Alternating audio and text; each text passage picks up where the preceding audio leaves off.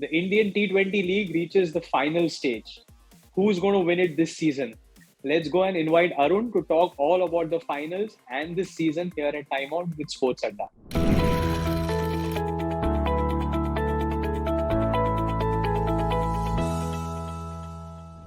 Arun, two different teams this time in the final. It's so nice for us to see as cricket fans, right? There is obviously you're missing the team in yellow.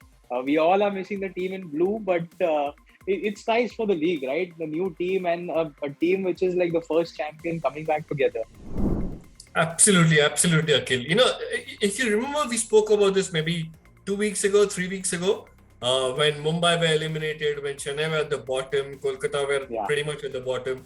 And we said there's something exciting about new teams, staying in the race, competing to be in the playoffs and possibly winning the title. That's come true. I'm really excited that Gujarat and Rajasthan are in the finals and two really deserving teams, I think.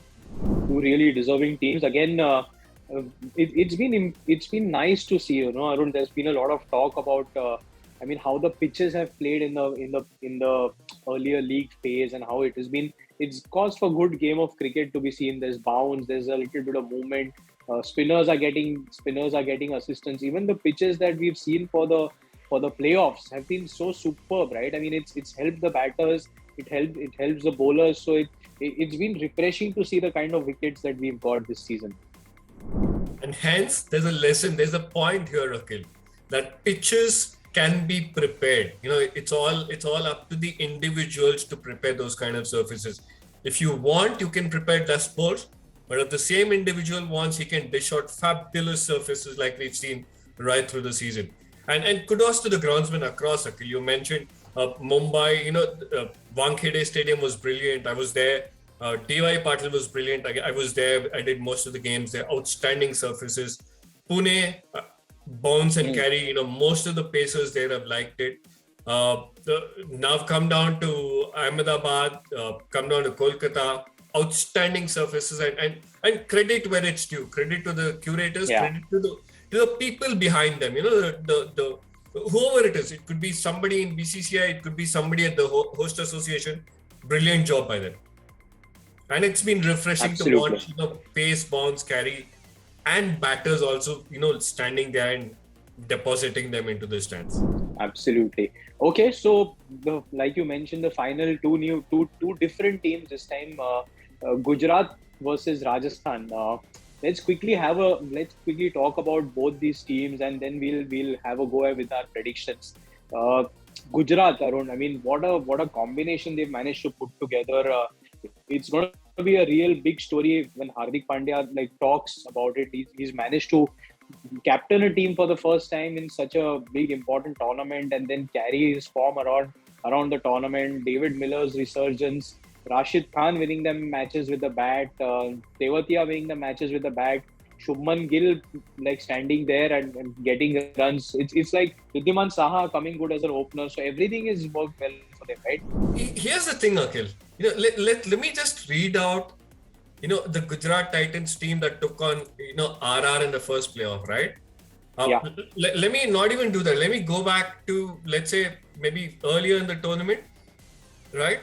I'm picking out match 21. This is Gujarat against Sunrisers Hyderabad.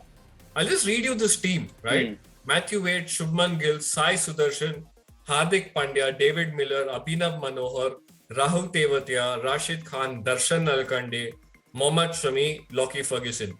Now, at the start of the season, if you asked anybody, what do you make of this team's chances to make the playoffs, they just laugh it out. Honestly, between us, we've also said that I don't think Gujarat stand a chance compared to, let's say, the established teams, Chennai, Kolkata, Mumbai, all of them, right? Delhi, But what a job Hardik Pandya and the team have done. Credit to them, Akhil. We've got to recognize that, every time there's been a situation, somebody's put their hands up. Earlier in the season, it was David Miller, Rahul Tewatia, Rashid Khan at times, Hardik Pandya at times. Like I said, every time there's been somebody or the other who's put their hands up and said, I will do the job for the team. I will take the team home. And that's really, really good. That is really awesome. Even the bowling has been so beautiful to watch. Watching those 4 overs from Mohammad Shami, especially the first few overs, it's like a lesson for any young fast bowler, right?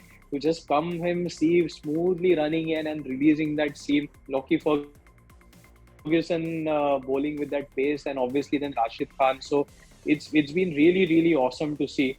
Uh, so that's about Gujarat, Arun. Rajasthan, on the But other here's hand, the thing, Akhil. there is I just want to quickly interrupt you for 1 second. Look at the team they yeah. fielded in the first qualifier, Akhil. We spoke about the team earlier in the tournament, but look at the team now. They've got Ridhiman Saha, they've got Shubman Gill, they've got Matthew Wade, Hardik Pandya, David Miller, Rahul Tewatia, Rashid Khan, and 3 games that don't get spoken about as much. In fact, 4 games. I will add Ridhiman Saha, who I mentioned earlier. 3 games which don't get spoken about as much as Sai Kishore. How brilliant has he been? Brought in the middle of the tournament or in the back end of the tournament. He's been outstanding with the ball. Yash Dayal, somebody we don't speak about a lot because we've not heard about a lot. And Alzari Joseph again, somebody who's been there, who's been done it, but never really gets recognized, never really gets spoken about. We speak about Umran Malik, we speak about Mohammad Shami, we speak about Jasprit Bumrah, but look at what Alzari Joseph has done. He's taken over Lockie Ferguson's space, bowling just as quick, Akhil, just as quick as Lockie Ferguson. So much so that he surprised me with bowling 150s. I didn't really think he belonged in that 150 plus kind of category, but he's consistently dishing out those 150 plus deliveries and winning those awards at the end of the game. But those 3-4 individuals, Ridhiman Saha at the top again, they've been outstanding. Okay, these 4 names mentioned, deserve a special mention. That's well spotted. I mean, usually it's very difficult to have 11 people all contributing, right? But this team has managed to do that through the season, and hats off to the management. Ashish Nehra, Gary Kirsten, Vikram Solanki, the other mentors were there. It's a fabulous season for them, and they'll be hoping to cap it off. So that's one team in the finals, Arun.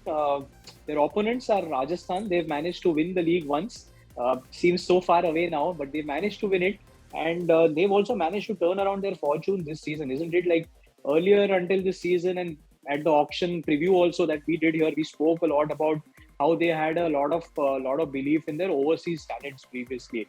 There was Butler, obviously. There was Ben Stokes. There was Jofra Archer. Morris. There was Chris Morris. So there was a lot of investment put into foreign players. But this year, Arun, they managed to put together a nice core of Indian bowlers, and the results are there for everyone to see. Plus, Josh Butler has had a stupendous one-off kind of a season, isn't it? So they've also found their place this year.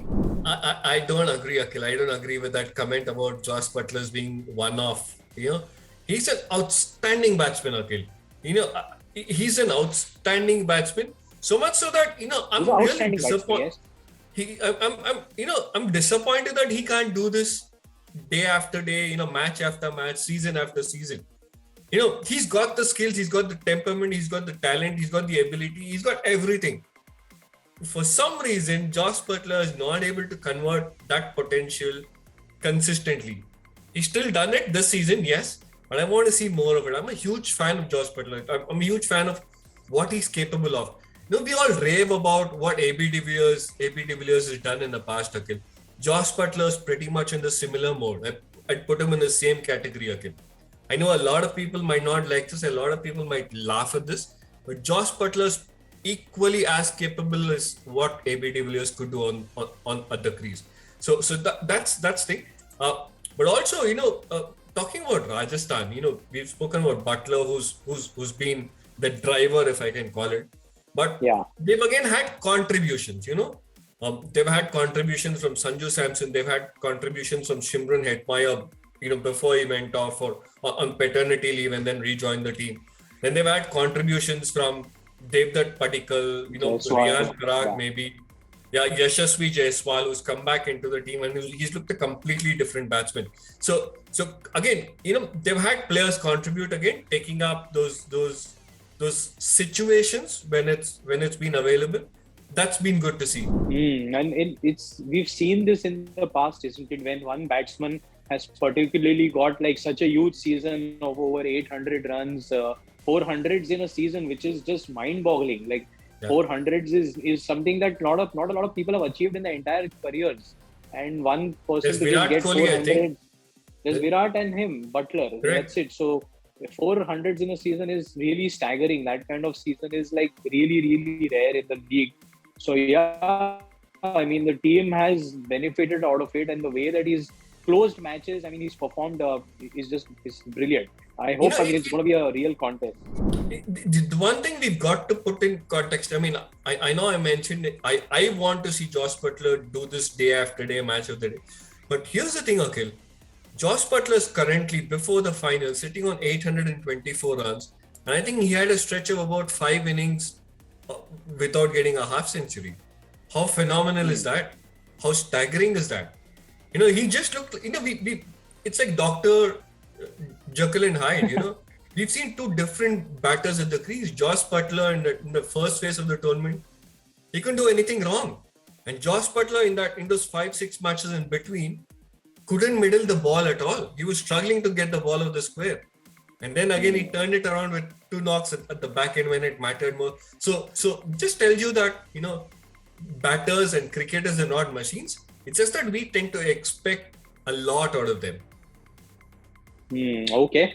These are the two lineups and the kind of like we've spoken about these two teams. Arun, go on. Yeah. We just got to add. We've got to mention bowlers. Okay, we mentioned bowlers in the Gujarat Titans lineup. I think credit to the Rajasthan lineup for putting together their lineup as well. You know, how often have you seen a team with two of India's highest wicket takers in T20 cricket? Okay. Ravichandran Ashwin is the highest wicket taker for India in all T20 cricket, and Yuzvendra Chahal is second, I think, right now. How often can a team boast to have that kind of riches?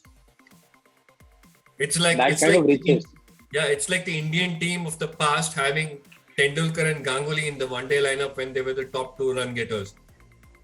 Now, how awesome is that of Rajasthan to put together to get those 2 individuals?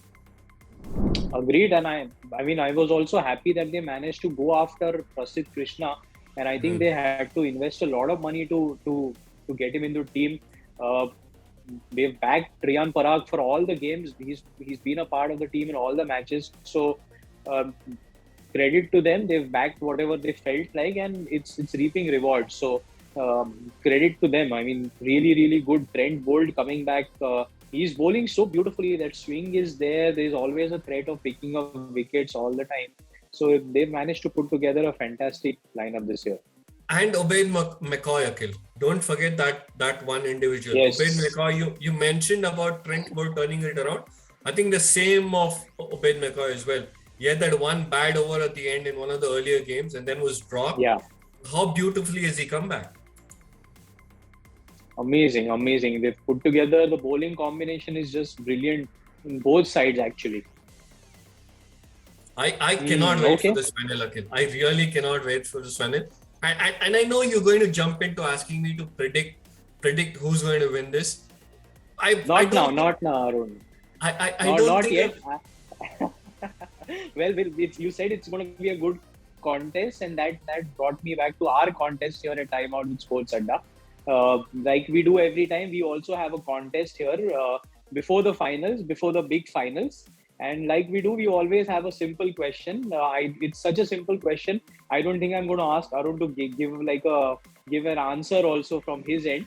The question again here is which batter has scored the highest number of sixes in the Indian T20 League this season? Very simple question. Like you always do, please go onto our YouTube channel, subscribe to the channel, like this video, and put in your answers in the comment section. And you get a chance to win Timeout with SportsAdda goodies. And Arun, please, no answers here from your side. It's a very simple question, isn't it?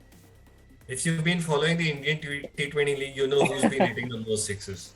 This absolutely needs more. But okay, great. Before we wrap and jump into predictions, Akhil, I just want to say one other thing. And this is a recognition of the 2 captains, Akhil. I've really enjoyed watching Hardik Pandya as captain and Sanju Samson as captain.